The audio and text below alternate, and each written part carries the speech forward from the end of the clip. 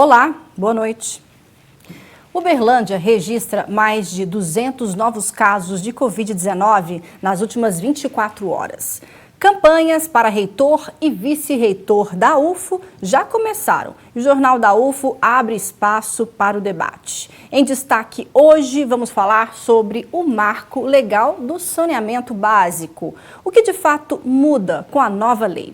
Para conversar conosco sobre esse assunto, nós convidamos o Alexandre Valmert, que é professor de Direito da UFO. Então, fique em casa, fique com a gente. O Jornal da UFO está só começando.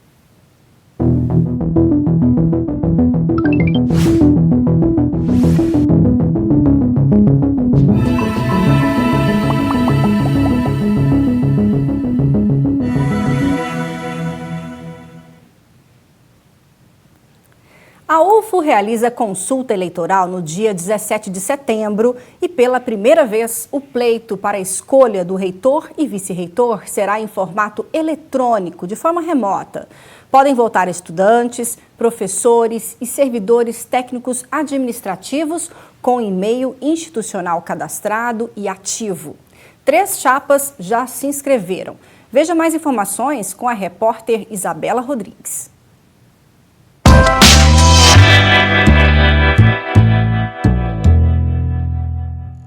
A campanha eleitoral começou no último domingo e continua até a data de votação do primeiro turno, marcada para o dia 17 de setembro. A Comissão Especial para a Consulta Eleitoral publicou uma portaria com as normas de divulgação das candidaturas. No documento estão definidas as formas de divulgação das publicações em redes sociais, site institucional, gastos com publicações, locais permitidos para a fixação de faixas e cartazes com os devidos tamanhos. Também estão descritas as normas dos debates com os candidatos, que deverão acontecer nos dias 1º e 15 de setembro para o primeiro turno. Caso haja segundo turno, um terceiro debate será realizado no dia 22 de setembro. Sobre entrevistas e reportagens, a portaria determina tempo e formato permitidos. Você pode acessar todas as informações no site da Consulta Eleitoral.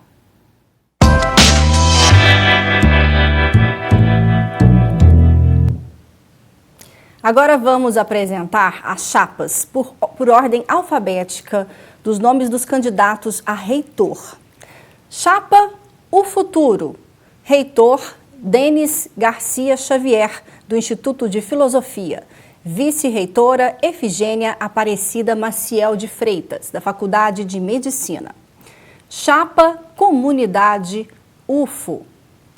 Reitor Elvésio Damis de Oliveira Cunha, da Faculdade de Direito. Vice-reitora Marinéia Crossara de Rezende, do Instituto de Psicologia.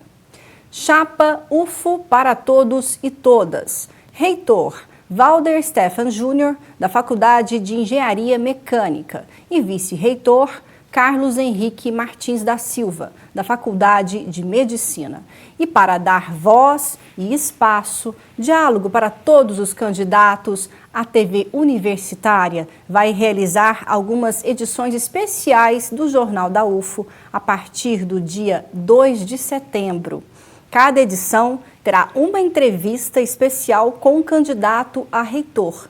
Desse modo, a nossa produção entrou em contato com a coordenação de cada chapa para fazer o convite aos professores.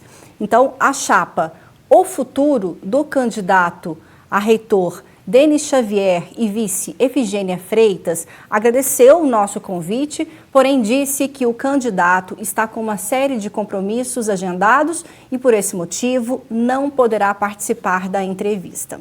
A Fundação Rádio e TV Educativa de Uberlândia lamenta a impossibilidade do candidato de participar do jornal, mas esclarece que os dias que acontecerão as edições especiais foram decididos pela emissora em conjunto com a comissão especial, que é responsável por coordenar, organizar e supervisionar a consulta eleitoral. Dessa forma, vamos fazer agora um sorteio ao vivo com o máximo de lisura e transparência para decidir as datas de participação das chapas convidadas que confirmaram presença. As edições especiais do Jornal da UFO vão acontecer nos dias 2 e 3 de setembro. Bom, então agora nós vamos sortear qual chapa vai participar primeiro. Bom, agora aqui, vocês vão ver, nós deixamos aqui escrito a chapa, né, o nome de cada chapa num papel, qual eu vou colocar numa urna. Então, ó, tá a chapa Comunidade UFO, né? E também a chapa, um outro papel, com a chapa UFO para todos e todas. Então, agora, eu vou colocar, ó, esses papéis dentro da urna. Nós vamos dobrar aqui, ó, de forma igual.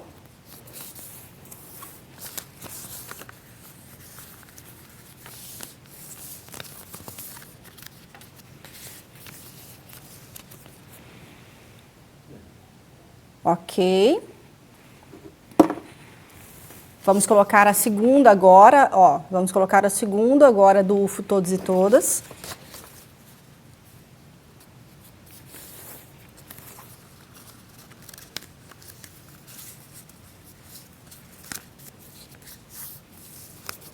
Estou fazendo 4 dobras para ficar igual, ó, mesmo tamanho.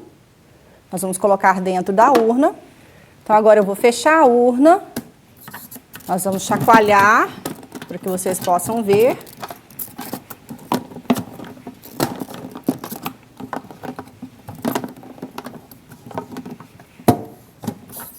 Bom, agora nem vou voltar meu olhar mais para a urna. Não vou olhar. Vou ficar virada para o outro lado. Peguei um papel, certo? Confere. Ok, então nós vamos abrir aqui o papel para a gente saber qual chapa vai participar primeiro. Então, a primeira chapa que vai participar é a Comunidade UFO, que será no dia 2 de setembro. Então, a próxima chapa será no dia seguinte. Ó, que está aqui o segundo papel dobrado, que é a chapa UFO para todos e todas. É importante nós lembrarmos aqui e deixarmos claro que nós vamos fazer o jornal com um tempo igual de fala para os 2 candidatos a reitor, né? Então, terá pessoas que vão monitorar o tempo de fala e as perguntas também serão as mesmas. Dessa forma, não será prejudicado o participante pela ordem de participação no nosso jornal, ok? E é claro que a gente volta sempre a dar mais informações sobre esse processo, né, que será inédito de forma remota e eletrônica. A escolha do novo reitor e vice-reitor da gestão que será 2020 e 2024. Agora, o assunto em destaque do nosso jornal é o novo marco legal do saneamento básico. O país tem passado por novas diretrizes para tentar universalizar o saneamento básico, que ainda é, sim, inacessível para uma grande parcela da população.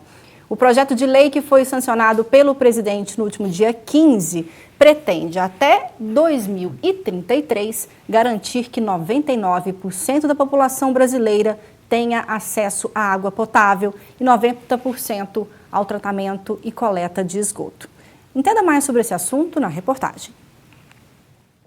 O novo marco do saneamento básico foi aprovado em junho pelo Congresso Nacional e sancionado no dia 15 de julho com vetos pelo presidente Jair Bolsonaro.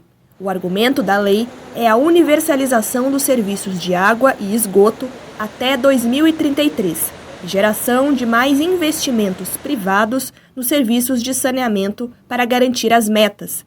O texto estabelece que até o ano limite, o Brasil garanta tratamento de esgoto a 90% da população. Em 2018, o índice não passava de 54,5%. Já o abastecimento de água precisa chegar a 99% dos brasileiros. Há 2 anos, a água potável chegava a 84%. A lei também acaba com a possibilidade de contratação de empresas públicas sem licitação, como acontece hoje.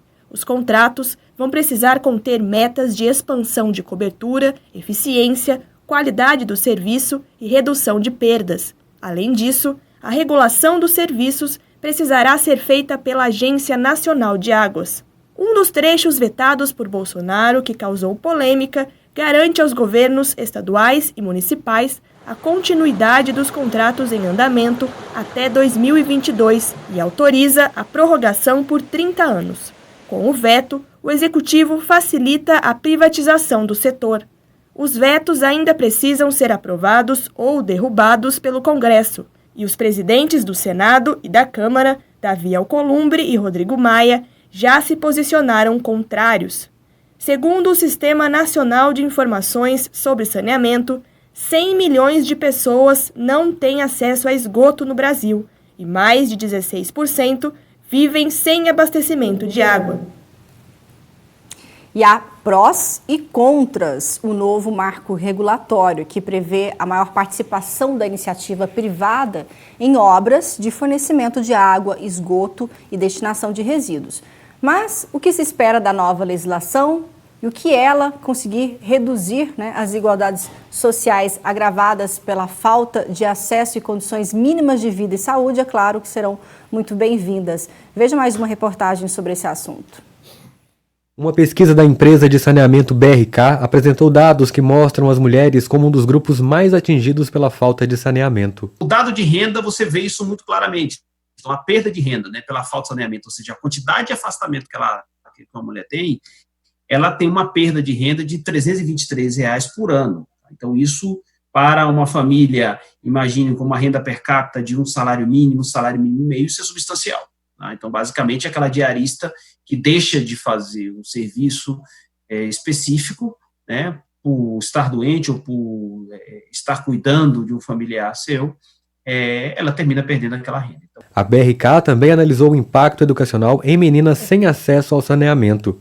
O resultado mostra que meninas sem banheiro em casa obtiveram uma média de 46 pontos a menos no Enem de 2017 do que os demais candidatos. Você tem um nível de afastamento de tal magnitude que aquela jovem, ela começa a ter falta à atividade escolar, sequências faltas da atividade escolar, isso sem falar nos aspectos cognitivos, que pode produzir.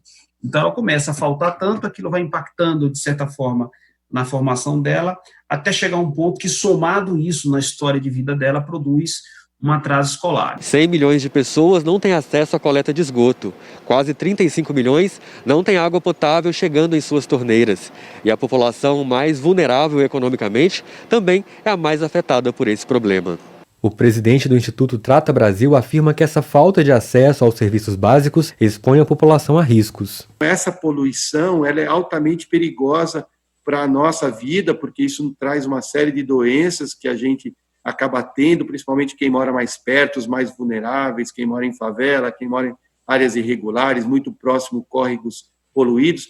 Essas pessoas têm muitas doenças, hepatites, verminoses, parasitas, doenças de pele, esquistossomose, leptospirose, são doenças típicas de áreas onde o saneamento básico não acontece e as pessoas vivem muito próximas de esgoto. O secretário do Observatório dos Direitos à Água e Saneamento, Edson Aparecido, acredita que é através de políticas públicas que o problema tem que ser enfrentado. Você consegue imaginar uma empresa privada sentando com o prefeito de uma cidade qualquer para discutir a política de habitação com a política de saneamento? Ora, não, isso é uma função do Estado, é o Estado que discute as políticas públicas, não é o setor privado. Na avaliação da CUFA, é preciso haver uma discussão maior com aqueles que são mais vulneráveis, para compreender e atender às reais necessidades coletivas. Existe uma falsa diretriz de que para que se tenha saneamento básico, teria que acabar com as favelas e com as periferias. E muitas das vezes, quando se tem melhoria, há remoção de várias, de centenas de pessoas, de uma localidade onde ali as pessoas têm raiz, onde tem toda a história de vida, onde tem relações, onde tem contatos, entende? Por isso que a solução que é dada para o saneamento, ela tem que levar em conta toda essa realidade.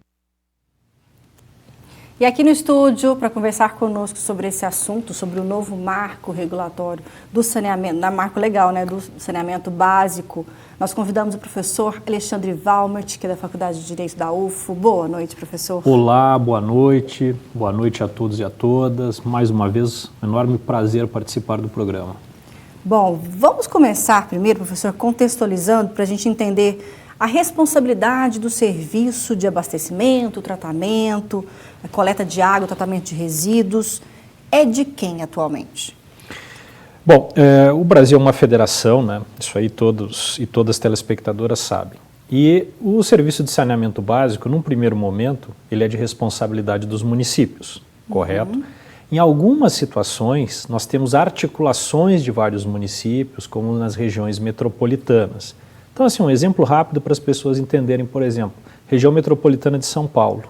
Então, você tem uma articulação do sistema de saneamento pela região metropolitana, até por razões óbvias. Por exemplo, o município de Guarulhos não teria nem onde buscar água, uma vez que é uma área que todo o seu entorno não é urbanizada. Nessas regiões, como regiões metropolitanas, então você tem uma gestão pela região metropolitana. Fora isso, a responsabilidade é dos municípios. E aí talvez, né, esteja o primeiro grande desafio dessa norma. Você imagine articular políticas e ações em mais de 5.000 municípios, não é? Você chegar e entender a realidade dinâmica de cada um desses municípios, porque você na chamada usa uma palavra que ela atravessa toda a discussão sobre esse marco do saneamento, é desigualdade. O marco do saneamento, na verdade, esse novo marco do saneamento, por que ele existe? Obviamente não foi porque alguém ficou inspirado de uma hora para outra em produzir essa lei. Os números colocados na matéria são bastante ilustrativos. Sim. Vamos lá, vamos arredondar. Metade da população brasileira não tem o devido serviço de tratamento de esgoto. Ainda não tem acesso a serviço de qualidade. E mesmo água. Vocês vejam que nós não chegamos num patamar de universalização. Então é tão grave que nem a água de qualidade para as pessoas beberem, para sua higiene do dia a dia, nem isso nós garantimos. E as diferenças são enormes. Nós aqui em Uberlândia, por exemplo, temos alguns padrões, indicadores que são altos, muito altos. Agora veja que, por exemplo, na região norte do país, nós temos grandes cidades que mal chegam aos 10% de tratamento de esgoto. Não é? Então isso é uma coisa grave. E nós temos vários pequenos municípios em que essa situação se repete. A lei, né, a nova legislação, ela, a princípio, ela tem um objetivo muito positivo, né? Ela tem uma intencionalidade muito boa, muito positiva. Mas o que de fato você acredita que vai mudar com essa nova legislação? Ela vai sair do papel? Olha, você usou palavras muito interessantes. É como se esse novo marco ele tivesse uma espécie de flecha, um sinal de direção, não é? Vamos por aqui. Agora, é claro que não basta ter o sinal de direção se a gente não empreender a caminhada, não é verdade? Então, tem toda uma margem agora para nós realizarmos uma articulação e realizarmos a execução. Até tem uma coisa curiosa aqui, né? A gente fala novo marco, novo. A gente não pode esquecer que, na verdade, o novo marco é uma alteração da lei do saneamento que já existia. E que os resultados estão aí. A gente não conseguiu universalização, não conseguiu nada. Também já houve essa tentativa. Já estamos aí há um bom tempo, né, brigando com isso. Um sujeito muito generoso dizia assim, mas até nos últimos anos a gente teve, né, alguma melhoria. Então a gente tem evolução, por exemplo, de 3 ou 4 casas percentuais no intervalo de 5 ou 6 anos. É muito pouco. Não é? A marcha está muito lenta. Então esse novo marco, ele procura dar essa seta de direção. Então, algumas coisas, como nós falamos agora há pouco, são mais de 5.000 municípios. Poxa, é super difícil atender toda essa realidade, não é? Então, por exemplo, o município A tem uma certa política tarifária, o município B tem um outro tipo de política tarifária e assim por diante. Uma das coisas interessantes de umas alterações é que a nossa Agência Nacional de Águas, né, que inclusive mudou de nome, né, para Agência Nacional de Águas e Saneamento agora, ela teria uma responsabilidade de fixar grandes diretrizes. Vamos dizer assim, ela que vai ser, né, a grande tábua indicando, olha, o que é o ideal de uma política tarifária, como deve se desenvolver a velocidade dos investimentos, né? Então criou uma nova responsabilidade justamente procurando dar, vamos dizer assim, uma uniformização de comportamentos e condutas para esses 5.000 e tantos municípios. Essa é uma primeira coisa importante, não é? Outra, Aqui há permissão de articulações entre municípios. Então esse fato que eu narrei, por exemplo, das regiões metropolitanas, que na verdade nas regiões metropolitanas são os estados que acabam definindo, né, essa política e a execução do saneamento. A ideia agora é que municípios possam se organizar, criar entidades para tocar e executar as políticas. É uma outra solução apontada aqui, não é? E tem uma coisa, né, bom, essa é a grande discussão, eu acho, Patrícia, que a gente tem que ficar atento, que é o seguinte: que preço será cobrado e como será cobrado isso? Veja, a conta é uma conta de 400 bilhões, tá? Eu não tenho dúvida que a gente tem que investir nisso. Eu acho que ninguém tem dúvida. Com certeza. Tá? É um investimento que tem que fazer. O problema é como faremos e como será a distribuição dos ônus disso. Na matéria mesmo, teve uma indicação muito importante. As regiões críticas são justamente as regiões que vão demandar um bom investimento, não é? Eu não posso sobrecarregar essa população que já é carente com tarifas com preços altos. Elevadas. Gente, olha só, o novo marco regulatório de saneamento e aqueles modos de tratamento de água e esgoto, com certeza, precisa sim de serem universalizados, mas essa nova lei, ela divide opiniões. Então nós pedimos para 2 pesquisadores da UFO enviar os seus comentários para a gente. Vamos assistir. Metade da população brasileira não tem acesso, né, a saneamento básico, como coleta de esgoto. É um problema que já está há muito tempo sem solução, né? O Estado brasileiro ele não tem recurso suficiente para fazer o investimento necessário, que é muito elevado, né? O Brasil tem dificuldades para fazer investimento em setores estratégicos, né? E o setor de saneamento não é um setor estratégico e acaba sendo deixado de lado. Além disso, ele tem um retorno muito lento. Você faz um investimento e o tempo de retorno dele é muito elevado. Então, a atratividade de investimento no setor de saneamento é baixa. Do Estado brasileiro, as empresas estatais, né, elas têm uma chance elevada de ser cometidas por corrupção. Então, de maneira geral, eu acredito mais na iniciativa privada com regulação, né, assim como existe no setor de telefonia, de petróleo e outros setores regulados. E aí a gente tem uma chance maior de ter sucesso. O marco legal foi aprovado? Não, mas eu acredito que da oportunidade de investimentos na iniciativa privada, nós temos uma chance maior de que a gente parte do problema. Minha aposta é que pelo menos uma parte dos problemas começarão a ser resolvidos pelos investimentos do setor privado em locais com um pouco maior de atratividade. Não acredito que vai solucionar o problema no Brasil todo, mas eu acredito numa melhoria básico no Brasil nos próximos 10 anos. A nova lei sobre saneamento básico no Brasil, ela traz muita insegurança jurídica. É verdade que o setor de saneamento básico tem muitas dívidas com o povo brasileiro. Nós temos aproximadamente 35 milhões de pessoas que não... Nós temos mais de 100 milhões de pessoas que não têm possibilidade de contar com afastamento de esgoto. E imagina que não tem tratamento de esgoto. Então o setor de saneamento tem uma dívida muito insistente, muito forte com a população brasileira. A Constituição brasileira, de acordo com Eli Lopes Meirelles, que é um jurista importante, e com o ministro do Supremo, ministro Barroso, eles já deram posições, já explicitaram que a responsabilidade pelo saneamento básico no Brasil é dos municípios, é do poder local. E essa lei, ela, na verdade, estimula a concessão do serviço público e do serviço municipal ou para grandes empresas estaduais ou até para a iniciativa privada. Inclusive, vai destinar recursos financeiros para os municípios poderem fazer seus tratamentos de esgoto, caso eles tenham feito concessão. Ora, se tem dinheiro para oferecer para a iniciativa privada fazer o serviço de tratamento de esgoto, por que não oferecer para os municípios? Há o argumento de que muitos municípios não estão preparados, não tem pessoal técnico para fazer esse trabalho. Tem que capacitar. Tem agora um novo projeto, que também é do senador Tasso Gereissati, que é o de mercado da água. Transforma a água em mercadoria.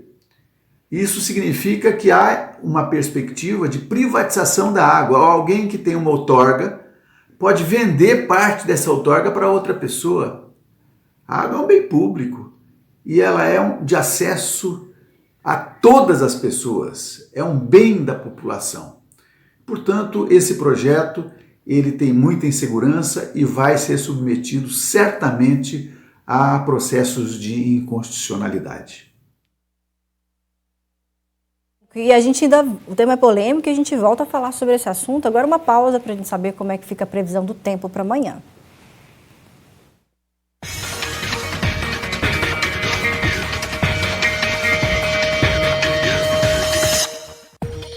A previsão para sexta-feira em Uberlândia é de dia parcialmente nublado, mínima 15 e máxima de 30 graus. Patos de Minas também terá um dia mais nublado. Temperaturas variam entre 15 e 33 graus. Em Tuiutaba, há uma variação de nebulosidade ao longo do dia, mínima de 15 e máxima de 29 graus. Dia quente em Monte Carmelo, mas as nuvens devem ir e voltar de manhã e à tarde.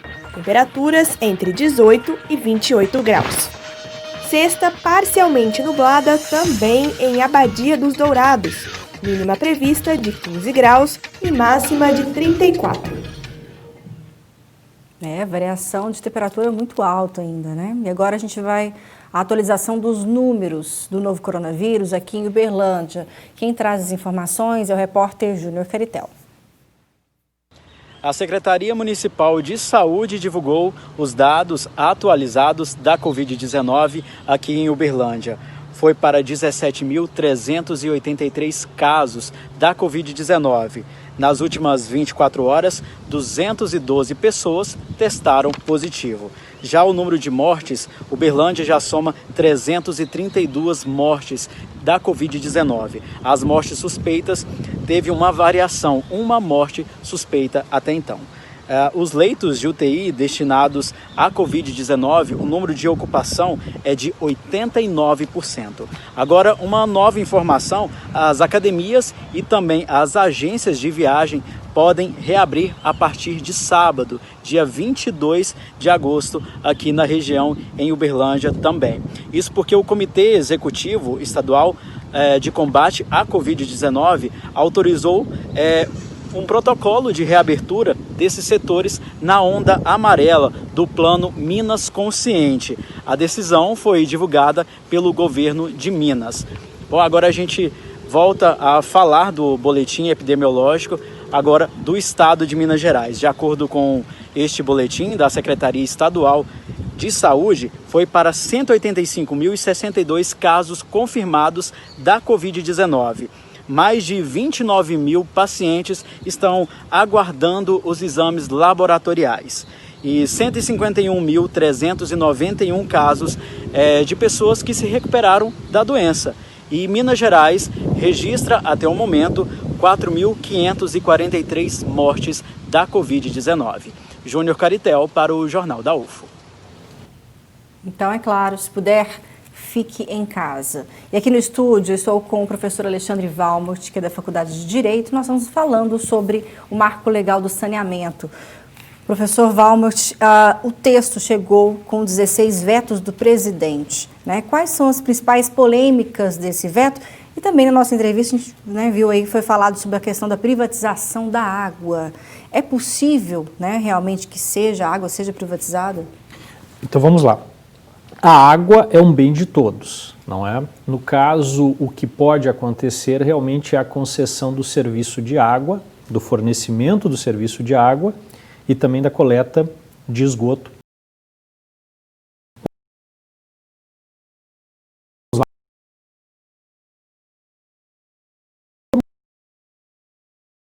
De um município, alguma entidade de um município, ou então, não é, uma empresa do Estado, são os grandes realizadores, executores responsáveis pelo serviço de água e de esgoto. Qual é a seta, né, a famosa proposta aí do marco? É que isso seja objeto de concessão. E aí vem uma das polêmicas aí do veto, da sanção, que é justamente o seguinte: essas empresas estatais, essas autarquias municipais, essas empresas municipais, como elas se portarão daqui para frente? A ideia do marco é que as formas de contrato que já estão estabelecidas, né, elas teriam encerramento e logo depois os municípios, as regiões metropolitanas e assim por diante poderiam fazer uma nova rodada, né, de concessão disso, inclusive com a participação dos agentes privados. Bom, o veto, na história do veto, aí houve uma espécie de descumprimento de acordo de cavalheiros, né? Tinha sido combinado uma coisa lá na votação e o presidente acabou vetando. Essa é uma das grandes polêmicas. Por quê? A ideia do marco é mais ou menos essa.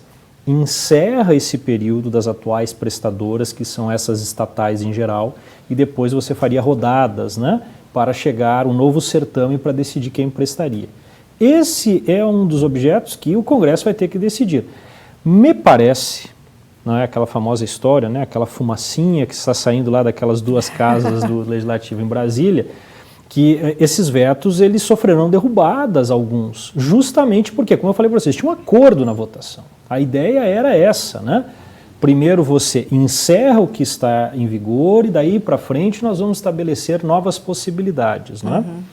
Com relação aí à participação dos agentes privados, eu acho que o pessoal veio com um pouquinho de fome ao pote, imaginando que aí tem um pote de mel maravilhoso com toda a doçura do mundo. Eu não acho que seja tão simples e nem acho que se consiga alavancar recursos privados com essa facilidade que está se imaginando, não é? Eu acho que o pessoal desenhou um Éden aí bastante complicado, né? Porque, de novo, ora, é claro que você, nesse país imenso com 8 milhões e tudo mais de quilômetros quadrados e com municípios com certos indicadores socioeconômicos e outros não, haverá filé mignon para agente privado, mas aí vem a pergunta, quem é que vai atender aquelas regiões com problemas? Como articular isso?